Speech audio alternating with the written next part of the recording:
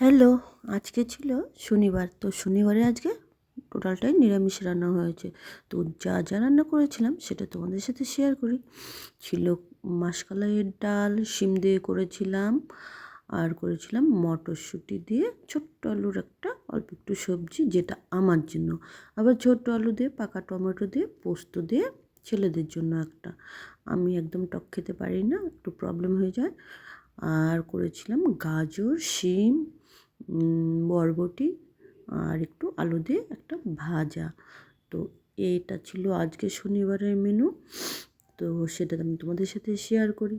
আর আমি কিন্তু ছোট্ট ছোট্ট ভিডিও দেখছি, তোমরা কিন্তু সবাই সেই ভিডিওগুলো দেখো, লাইক শেয়ার সাবস্ক্রাইব করো, আর পাশে তো অবশ্যই থেকো।